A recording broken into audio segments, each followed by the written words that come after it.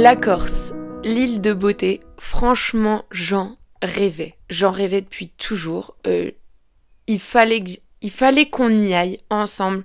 Mon chéri, mon chien, notre camion, fallait qu'on y aille. Et donc voilà, ce jour-là, il est arrivé. Et aujourd'hui, on se retrouve dans cette nouvelle vidéo pour que je te raconte notre voyage. Tout ce qui s'est passé sur ces 12 jours. Alors assieds-toi confortablement. Et puis voilà. Laisse-toi emporter, j'espère, par des belles images et une belle vidéo.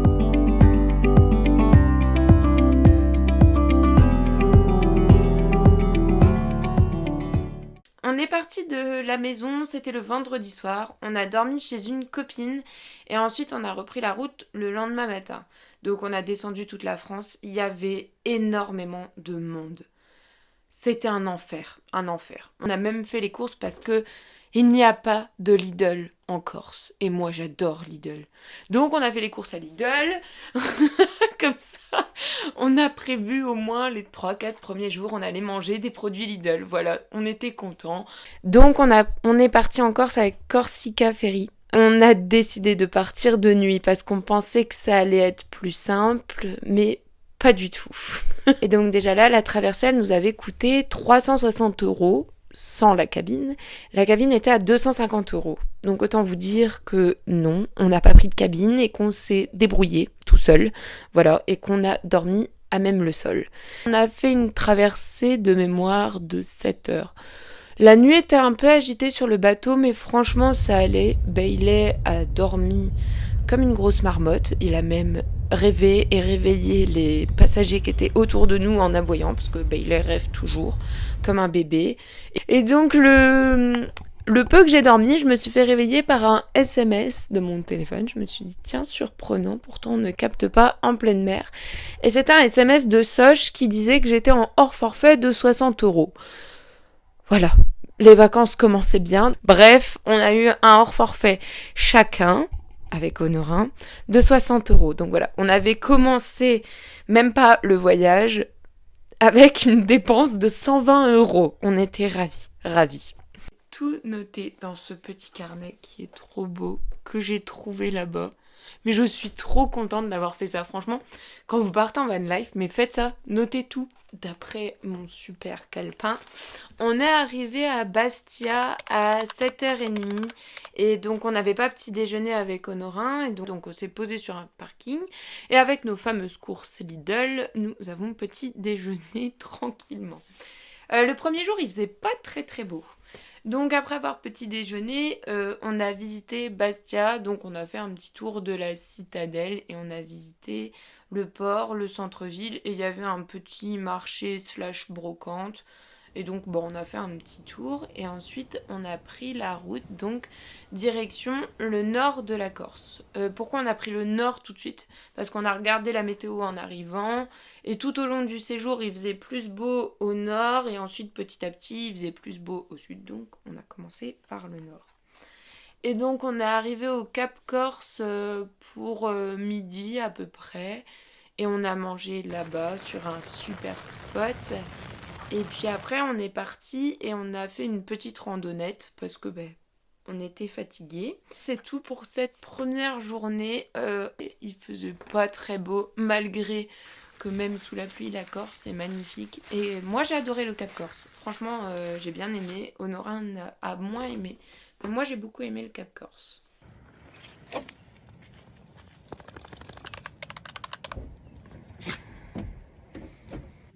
Ça, c'est notre premier melon de l'année, avec vue sur mer. Et il est super bon, le melon.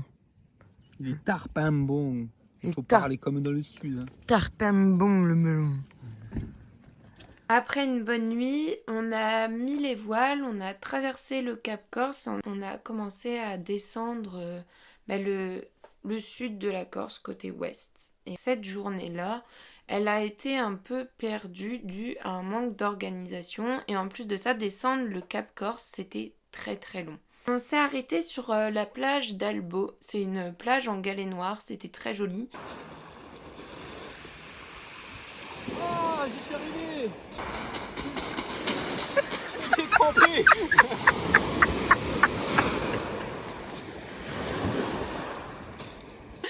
Et puis au bout d'un moment, j'ai vu les enfants, donc des enfants hein, qui cherchent les œufs de Pâques, et j'ai vu qu'ils en avaient oublié un paquet, donc juste après qu'ils soient partis, eh ben, je suis allée à mon tour chercher les œufs de Pâques, et donc on a eu nos chocolats de Pâques avec Honorin, et on était trop contents. Regardez-le en train de chercher les Pâques des autres. Il y a une famille qui vient de faire Pâques ici. Alors, on a déjà trouvé. Voilà, c'était le seul moment drôle de la journée, donc pour vous dire à quel point cette journée était nulle pour nous. Ensuite, après ce moment-là, on s'est dit qu'on allait aller du côté de Saint-Florent et qu'on allait visiter les plages de Salessia et du Lotus. Sauf qu'il était trop tard dans le programme, donc on ne l'a pas fait cette journée-là. Et puis c'est tout, on en a profité pour visiter la ville et on s'est posé à un spot près de Saint-Florent pour ensuite le lendemain matin visiter ces deux plages-là.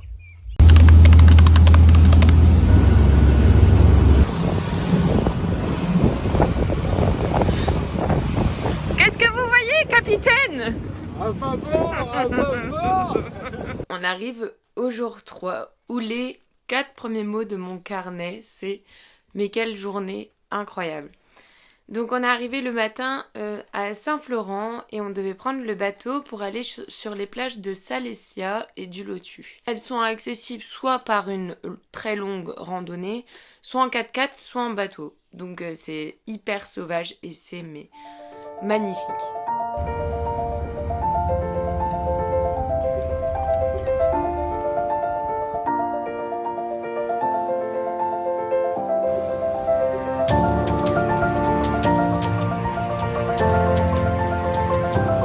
Arrivé à temps, on a dû courir pour pas louper le bateau. Sinon ça retardait notre programme d'1 heure. Milieu d'après-midi, on a repris la route et cette fois-ci, on est parti dans le centre de l'île, donc direction Corté, où on voulait un peu, voir surtout de la montagne, parce que les plages, on en a fait pendant 2 jours et là vraiment on voulait faire de la rando. Et vu qu'on est arrivé assez tôt à Corté sur les coups de 17h, on en a profité pour faire en voiture les canyons de la Roula. C'est très très joli et on a trouvé un spot à côté des canyons de la Roula et pas loin de notre spot de randonnée. Et le spot était tout simplement aussi incroyable. La Corse, au niveau des spots, c'est incroyable. C'est vraiment les plus beaux spots qu'on ait fait. C'était en Corse. Et pourtant, on en a fait des spots en haute montagne, dans les Alpes, dans les Hautes-Alpes, dans les Alpes-Maritimes, etc. Enfin, c'est vraiment en Corse où il y avait les plus beaux spots et c'était incroyable.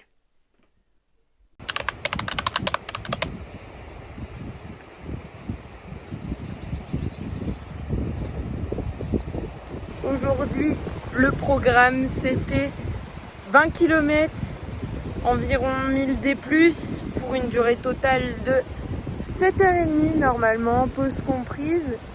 Mais il y a ça là, qui menace l'orage. Et la randonnée a été compromise à cause des échelles à la fin et de notre chien. Donc du coup, on n'a pas pu aller voir le lac de Mélo. Voilà.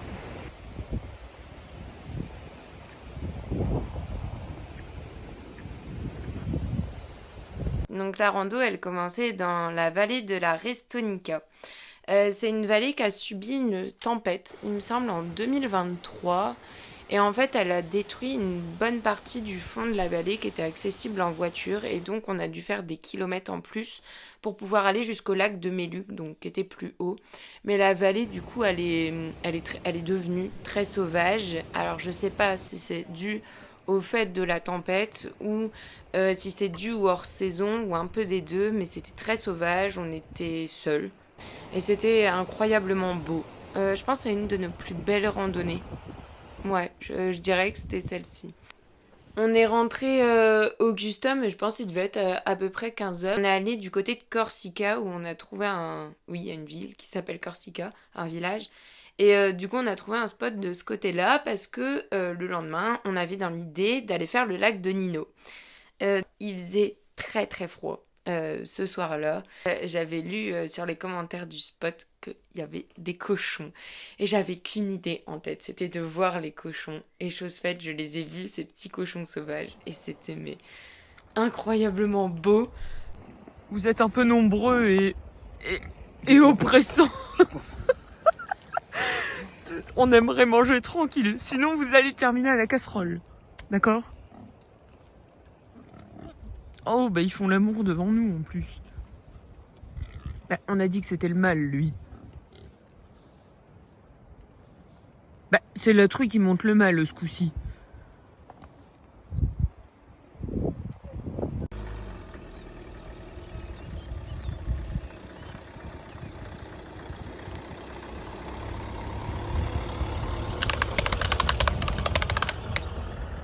Ce matin-là, on a pris notre temps. Enfin, notre temps. On a commencé la rando à 11h. Donc on a petit déjeuner, il n'y avait pas de cochon en vue, il y avait juste Bailey qui était sur le spot. On s'est rendu sur le parking du début de la randonnée, donc pour aller au lac de Nino, il y avait 10 km et 770 mètres de dénivelé positif, donc très honnêtement c'était un mur.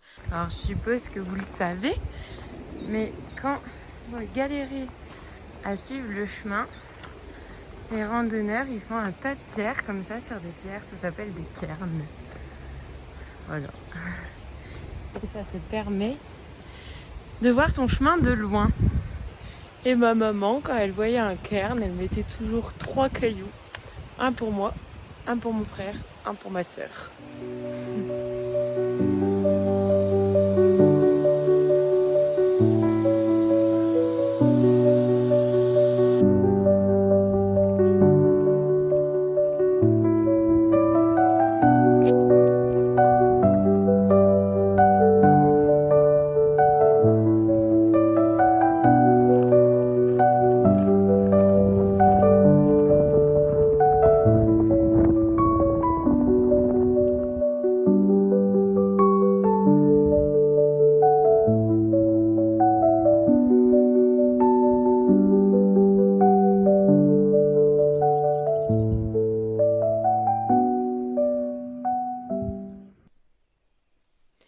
Le soir, on a repris la route, donc direction la mer. Après ces 2 jours de montagne, en plus de ça, Bailey, il était courbaturé. Clairement, de sauter de rocher en rocher, il était très courbaturé. Donc on s'est dit, on va retourner à la mer. Ça va lui faire du bien de se poser sur la plage, etc. Puis après ces 2 journées-là de randonnée, nous aussi, ça nous fera du bien de revoir la mer et un petit peu de chaleur aussi sur les spots. Le soir, ça nous fera pas de mal. Donc on a repris la route direction Porto et les calanques de Piana. Et donc on a trouvé un super spot avec une vue, mais c'était mais incroyablement beau.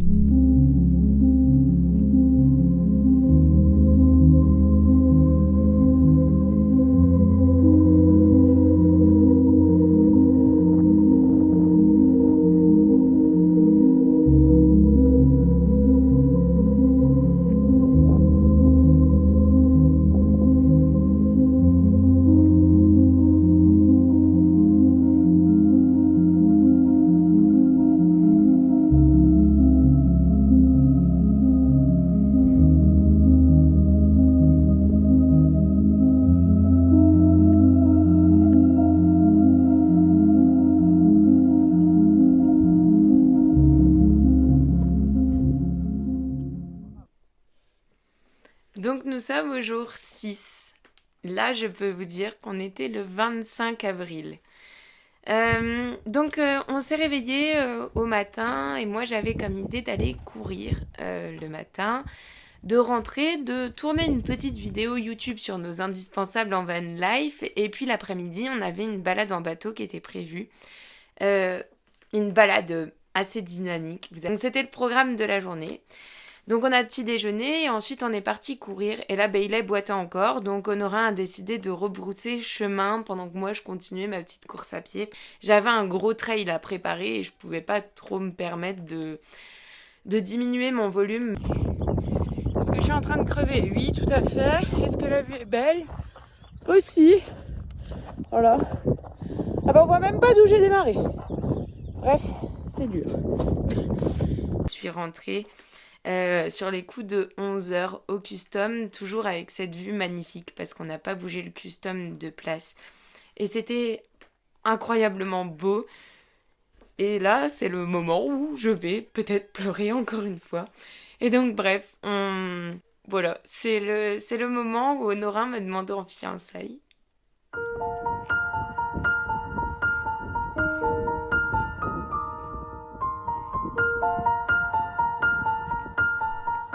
Et donc voilà, c'est sur ces images que la partie 1 de cette vidéo pour notre road trip en Corse s'achève.